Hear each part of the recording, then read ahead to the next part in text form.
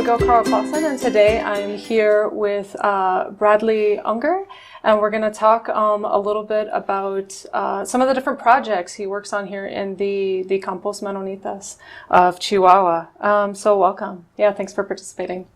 Well, thanks. Quite an experience. Yeah. So can you just briefly introduce yourself to us?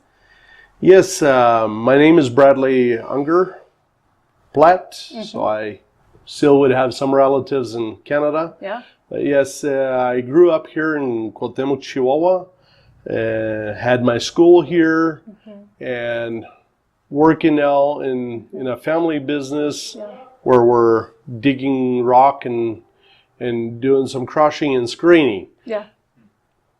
Yeah, wonderful. And so growing up here near Cuauhtémoc, what did daily life look like for you and your family? Well, daily life for us, it was the business. But then again, we always had the chance of doing different things as far as reaching out, since my parents were pretty involved in different things. So they actually gave us the education and cheered us up when we did some outreaches, and I had opportunity after school to go and visit a Bible school in the U.S. Where there were no people who could speak German, so that was different things. So I had some different experiences that some other people didn't have. Yeah, for sure. So when you were growing up, what kind of interactions between Mexicans and Mennonites were typical? Well, I remember as a boy growing up that we used to have these Mexicans working for us, and we would sell materials, building materials towards them. Our interaction beyond that was not very much. Later it has become a lot more, but back in those years it was not so much. But we saw them usually as poor people who were begging for a day job. And so, yes, we had them around, and it was always unique to see how good they could do some of the things, especially like handwork that we were not quite so good at. Yeah. And so the interactions that your family had, was that pretty normal for the community, or did you have more contact or less? I'd say it was pretty normal because a lot of them had these Mexicans working for them. As far as some of them had them every day, we wouldn't have them quite so much. We had them more for cleaning the yard or even doing some cement work and so on. So that's when we used them more. And then later in the business, we got employees which are Mexicans as well. So you mentioned that with your education, you got to have some experiences that maybe some other people didn't get to have when you were growing up. Where did you learn Spanish and English when you were growing up? Well, Spanish, we had that in school. That came actually in the later years. And so I struggle still quite a bit in Spanish as well, even though I would write and speak more Spanish today than English for the sake of the business, and since we're here in Mexico. So my last few years, that's where I picked up quite a bit of Spanish. But as far as English, my parents always were very interested in having English class. I remember that my mom bought a book for us when we were probably grade 2 or grade 3, just to get us to learn some words and so on. And then I was probably 9 years old, 10 years old, when we had, during our vacation, we had English classes. So actually we went to school just about year round. So that was a lot of things that we had to do. So that was 6 weeks of English class in the morning. And then later, since we got bigger, during the day we had to work, so then we switched for evening class. So I took those classes for 10 years. Oh, wow. So that helped me for some of these things. So you're very involved with charitable work, and one of those projects is working in the Sierra Tarahumara. Tell us how you got involved in the work and what the work has looked like recently. Well, I got involved through church, which we call the mission board. Yeah. So I have been now in mission board for 14 years. And that's one of the works where I definitely think where I got a call. Since a little boy, I was always interested to see where these Tarahumaras lived. Yeah. If we would go for a picnic on a mountain, I would try to peek over the mountain to see if I could see some Tarahumara Indians. So I didn't see them back there because I didn't know that they were still quite a bit further away. But then since we got into church, church had this mission board, and we were probably 4 years married until I became involved in mission. And since that, I have enjoyed it. And that's more or less how it started. So I had somebody who already was in there, and they were showing me some of the things, how to do them. And some of the things throughout the years are changing as well. We have to be open for changes. Yeah, absolutely. So you said that you recently, I think the last week, had gone up to the Sierra. What was some of the stuff that you did on this most recent trip? Yeah, this last weekend we were at 2 different places. We left here on Friday morning, and we got there around 4:30, I believe. So it was a long drive, a rough drive. Oh, yeah. And so what we do is we load usually quite a bit of food, beans, and other things that they use in the house, and try to bring them a blanket. So the road in was, some part was highway, and some part was so steep that most people say you cannot drive without a 4-wheel drive, even though we did it without a 4-wheel drive.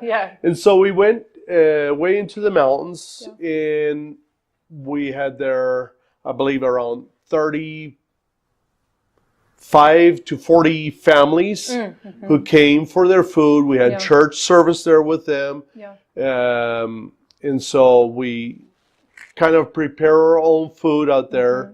We sleep in almost like a cabin, just something where these missionaries sleep.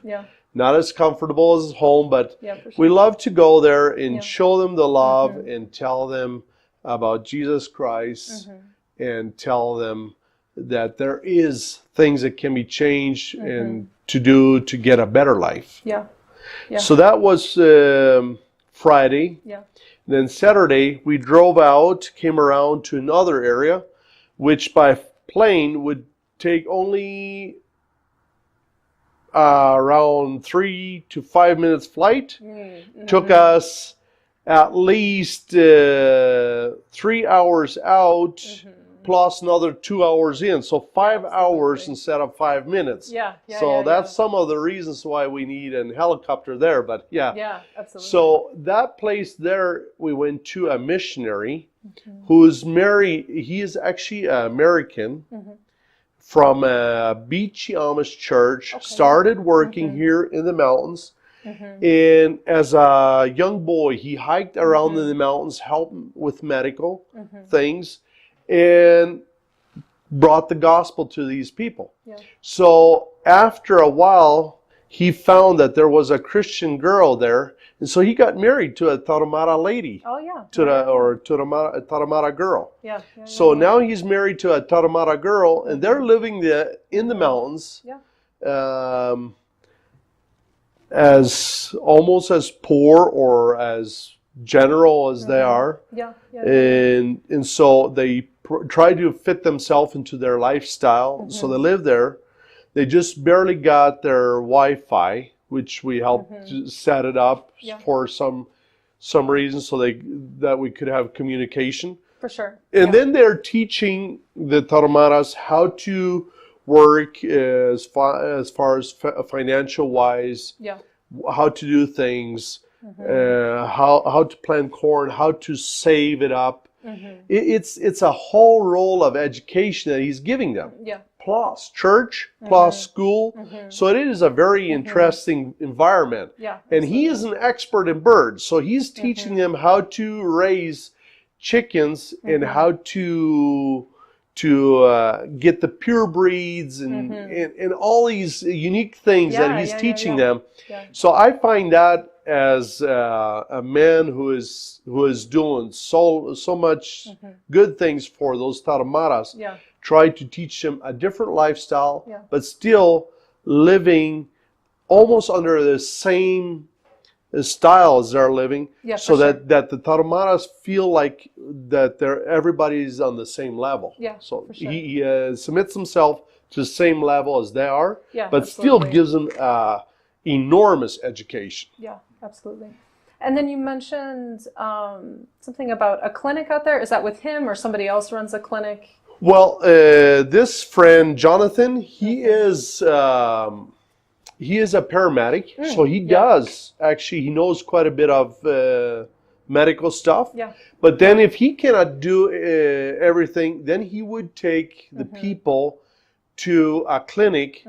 And there's one clinic right in that place which is run by Christian people from Colorado. Okay, yeah. From in the States. Yeah.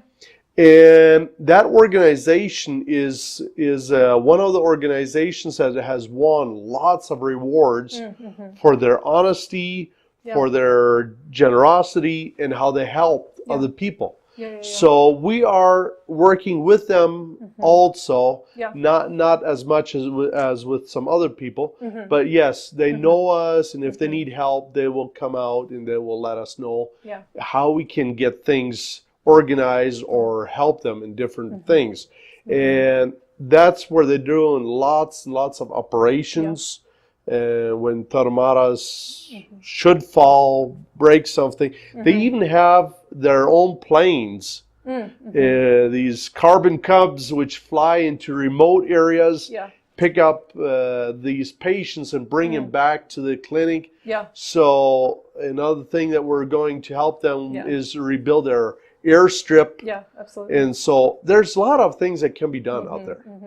And just thinking about just like how remote some of these places are and how difficult, like you were saying, that is to get to them, that necessity of there's some places, for example, another clinic where we are planning to move to this summer. We're volunteering there to do a service out there for quite a while. And there was this one lady who gave birth and something went wrong, so they carried her for 1.5 hours plus another hour with a truck to get to a small airstrip where the plane could take him out. Oh, wow. And this lady had lost so much blood that we still today call it a miracle from God that she survived. And so she was flown out to the hospital and she survived. So that's one of the things. Now, another thing by this other clinic where we're going to is one of the severe cases there is nutrition. It's not that these Tarahumaras don't have enough to eat, but many times the problems are that their nutrition isn't good enough. And so we have found lots of malnourished children out there. And so what I found so very interesting is that one of these doctors, he looked into the things that the government had tried to do. Government has tried to give them soya milk and other vitamins and so on. And these Tarahumaras, they are not up for this. They don't want this stuff. So he said, what can I do? And he looked into their pinole. The pinole is they're roasting the corn, they grind it, add water to it, and they drink that. So that almost every Tarahumara knows about pinole. That's a very traditional nutritious drink that they have. But it did not have enough vitamins and so on.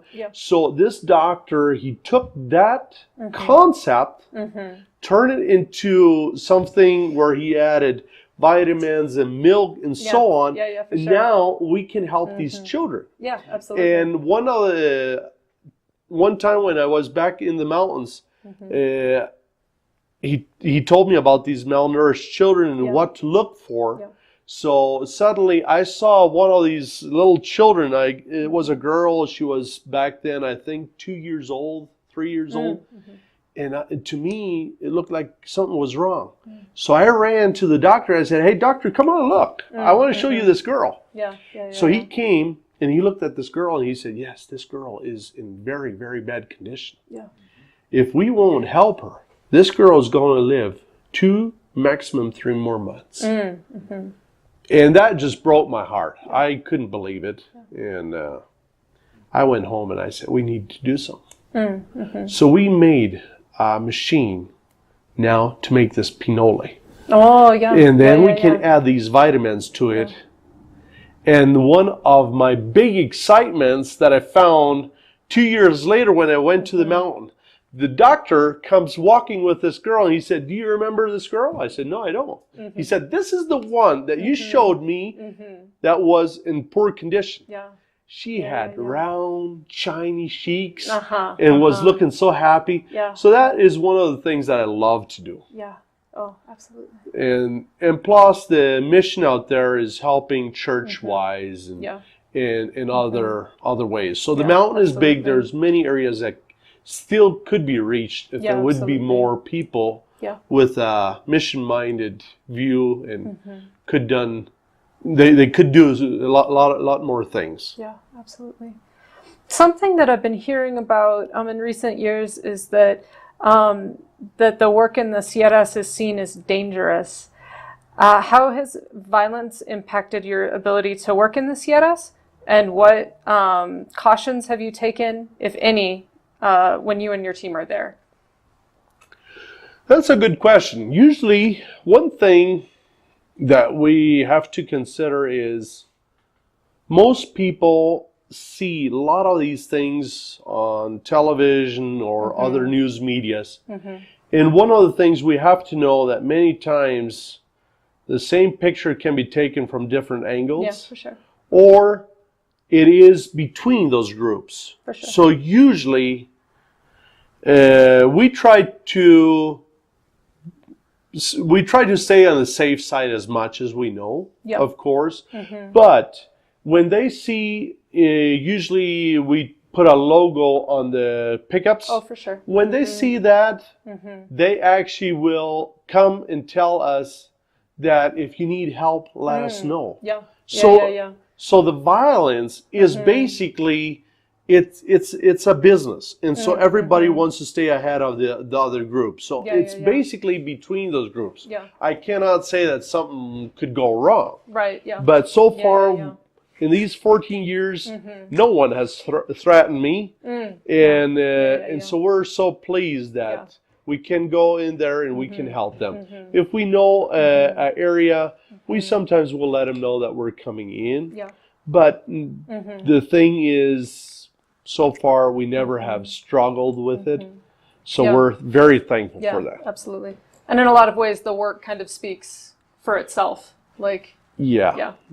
That's one thing we look at. We think that most people know that what we're doing out there, and that is that we're showing kindness to their people.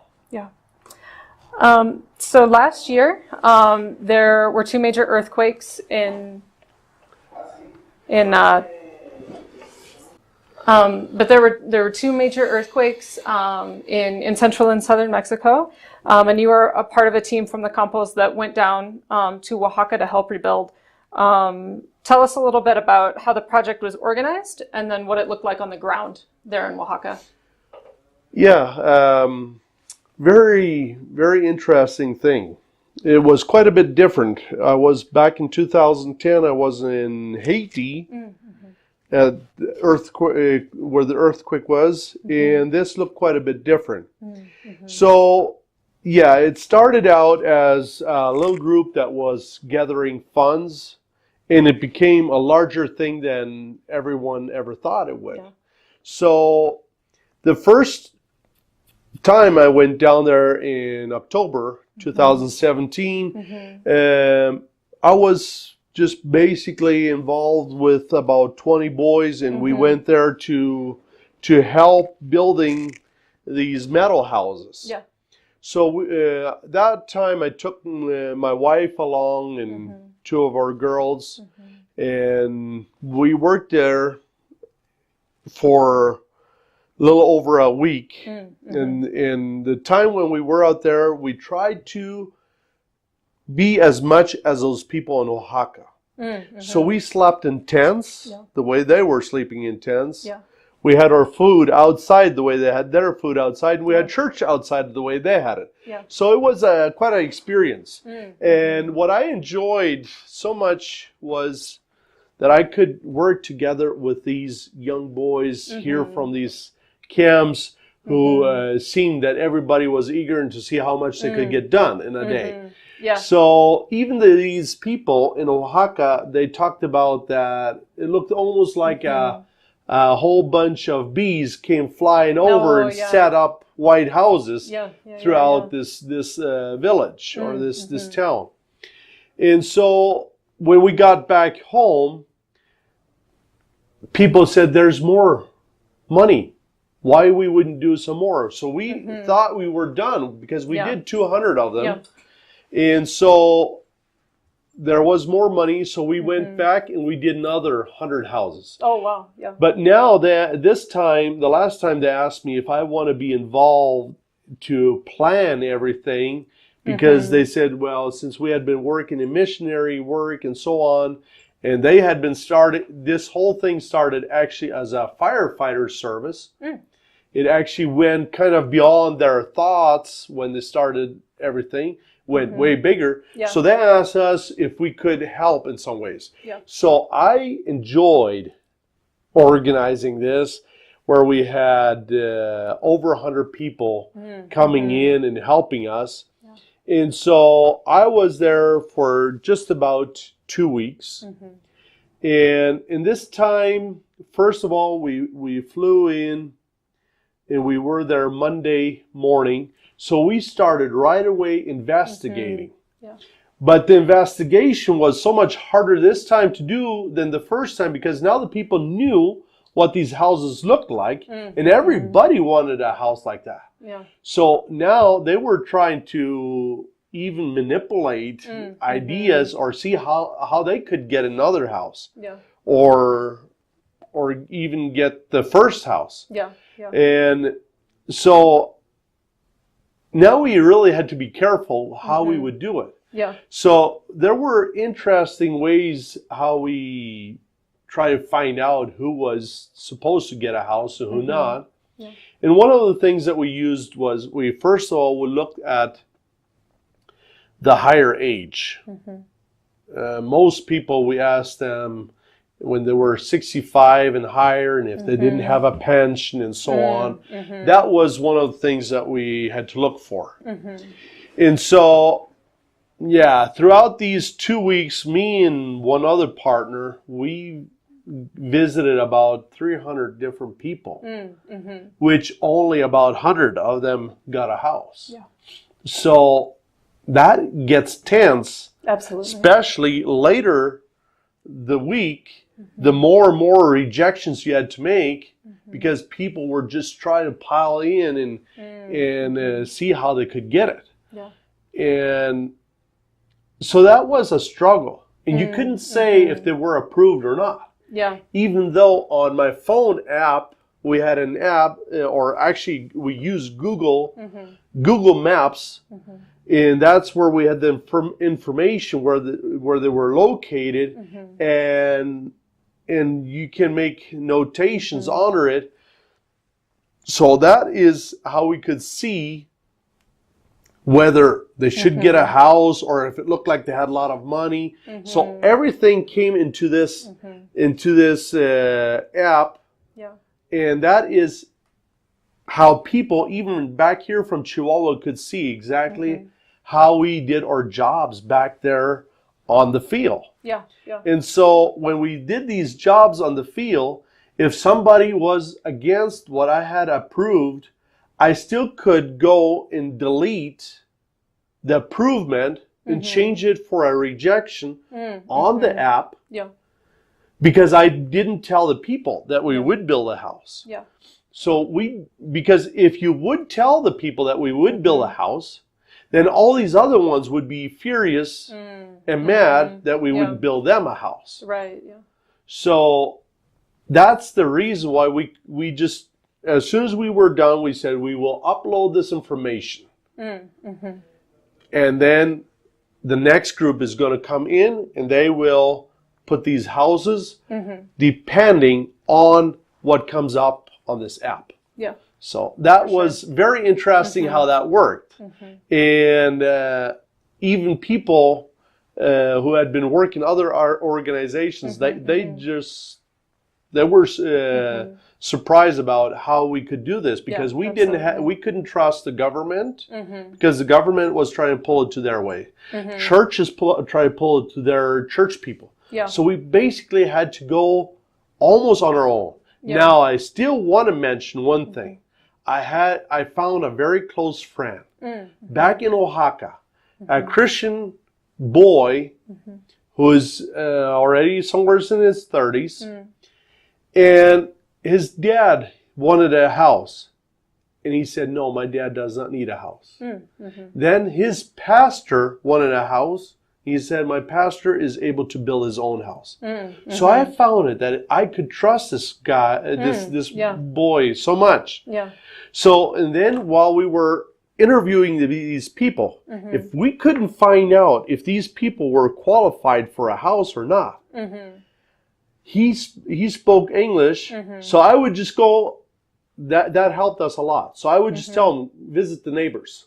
Yeah. Yeah. These other people didn't know what was going on. Yeah. And he laughed. And he asked the neighbors, what's the relationship with this neighbor? And if he would come back and itch his fingers, that meant no. Yeah. We are not going to build him a house, because he probably has lots of money. We got to know some people sold a big property just a few days before. And they still were asking for this house. And so there were things like that couldn't be done. Yeah. And so, and then if he would go with his thumb and itch his cheek, his thumb upward, that meant like he thinks we should approve it. Yeah. After all, we did all these, we were approving or disqualifying accordingly to our rules. But he really helped us. Yeah. And that was so interesting how he did it. Yeah. So. And just how big of an undertaking it was, and organizationally trying to get everything together and making sure, that the houses were going to people that were in actual need of getting a house. Yeah. And another thing that was quite stressful is you go out there. Now, we have families here at home. We couldn't be there forever. So we had to organize the prefab out here. When is the material going to get there? Is the cooks going to be there? Yeah. Is the kitchen going to be there? Yeah. Is the buses going to be there on time? Yeah. Are the people going to come in? Are the people knowing what they will do? So we had a van that actually came with two guys who had been there before. And so those two guys were giving classes on how to build these houses the first 2 days before a big bus came where we had about 80 people coming in. Yeah. So, and then we broke up this first group and stuck those men into another group. Yeah. And one of the very impressive things that we found out, we had told this bus that these 80 people that they should work there for 2 weeks. So they came in Tuesday evening. Everything was organized, and their new leaders were so ready and so involved.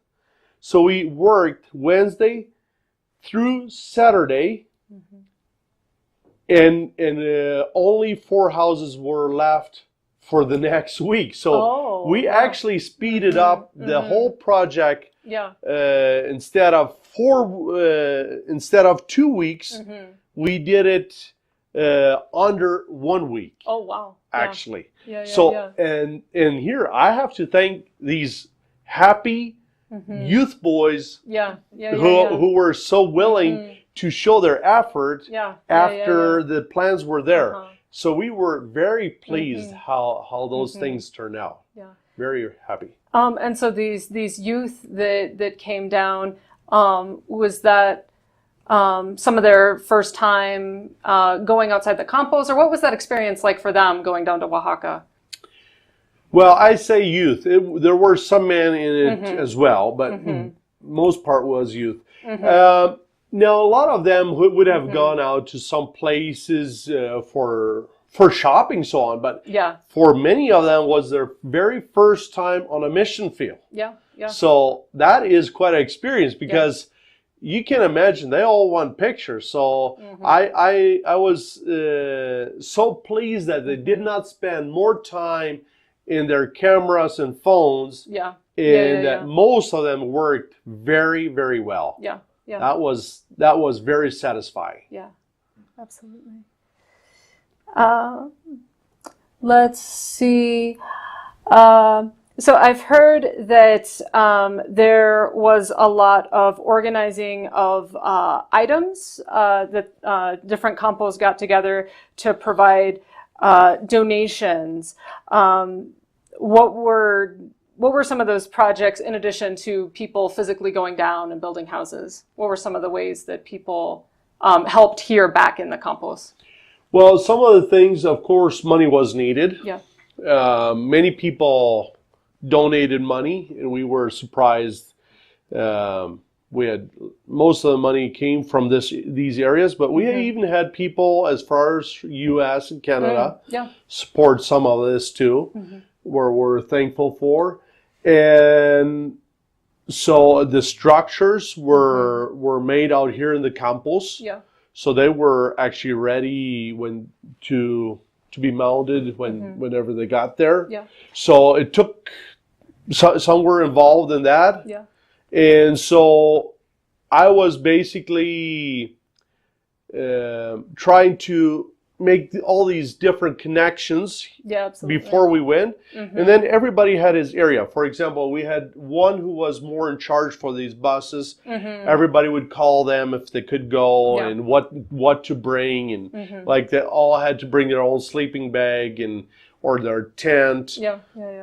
And so on, because we did not want to use the money up for other things. We try to stretch the money as far as possible. So that's one of those were the things that people were involved out here.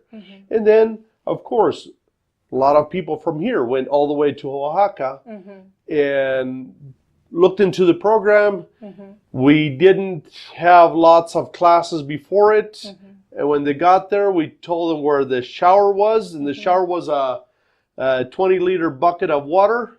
And you soak yourself until you're wet and get soap and get yourself clean. Supper, go to bed, and then in the morning we did about a 15-minute introduction on how things would be done. And from there, everybody ran to their jobs, and they got them done, and they did them nice. We were happy to see how those things worked. Yeah, that's wonderful. So do you think so that projects related to disaster relief from the compost, has that changed in the present versus in the past? Are the compost more involved in these types of activities now than they used to be? Maybe they're somewhat more involved. It's usually when a bigger thing comes up. We have been involved like in a flood cleanup, and we have been involved in Haiti earthquake, and so it kind of depends what's coming up. But yes, we are right now working with see how we can organize something more if something should happen to be more prepared and people know where to contact and how to start reaching out. Absolutely. So talk a little bit about, you serve, is it a government board or, you serve in a position in Cuauhtémoc. Tell us a little bit about that. Well, the position is basically where we think it is important that we just have the right connections, Mennonite people with these Mexican people. Mm-hmm. And so some of these things is as far as building highways or Mm-hmm. or other things that can be done where we Mm-hmm. can participate. It can be projects where, as far as factory and so on, could be set up with some ideas. So it is, some of that is chain of commerce, and some of that is giving ideas to the government as far as building. There's another organization which is called FECHAC, and that is where we are working with also in a different way, mission work, but it is in town, and we're helping lots of poor areas of Cuauhtémoc in schools and so on, that the schools are getting better. In many of these schools, we have a program, it's called ADN, ADN, and so we give out food for the children, and they can do their homework there, and then there's other people who are staying there to help them with their homework until their mom is coming back from work. Yeah. And so those are usually those areas where there's single moms and or poor situations among these children. So that is what FECHAC is basically doing. Yeah. And then Cuauhtémoc Unido is, well, it's called United Cuauhtémoc. So that's where we're trying to build a relationship in many ways with the government. Sometimes when a government comes in, they come in with not an idea where a highway is needed. So this organization will look at and see whether how much traffic there is, what the value of a bigger highway or a better highway or a school or keeping the town cleaner or showing forming information on if people are looking towards Cuauhtémoc to see what is there, where there's the hotels. So different organization, different ways of organizing things. That's another thing that we're working with. One of the things is how to work more together with colonies, and that we will understand the Mexican way of thinking, and that the Mexicans will understand some of our ways of thinking, and how we could work together as a town, because we're all in Cuauhtémoc. Yeah, exactly. And so what are your hopes for Mennonite participation in these types of positions in the community for the future? Well, I guess the first one is, I think we should all be very respectful. We live in Mexico, so we have to know that some of these things are going to be the way Mexican people think. And the second thing is, I think we should always be open to let them know what our beliefs are, what we're thinking, why we're having the way we have our schools or our churches, and show love to each other. I think throughout the years, the progress of Mennonite has been so strong, and so I just sometimes ask the opposite question. How would we as Mennonites feel if we were living among such rich Mexicans? Would we be satisfied? So I think we need to learn to work together and respect each culture. I think some of these things have to stay as a culture separate, but there are things where we can show respect and love to each other and still do things together. So the name of this project is Rebels, Exiles, and Bridge Builders. Which of these words, if any, would you use to describe your cross-cultural interactions? I already throughout the time have used a lot bridge builder. Yeah, absolutely. I am trying, my whole idea is that I just would like that more people would get to know what things can be done. Yeah. I think we need to cross information. Yeah. And to bridge, to build that bridge that way that we know if they're doing it other ways than we believe that's right, why are they doing it? Yeah. And there is a way that I could respect them, or how far can I respect them? Yeah. And how should they respect me if they don't know who I am? Yeah. So I think there's an importance that we show, or generosity, or love, Yeah. and also the reason why we are living here as Christians. Well, thank you so much for sharing your experiences with us today. Well, it has been quite an interesting thing for me to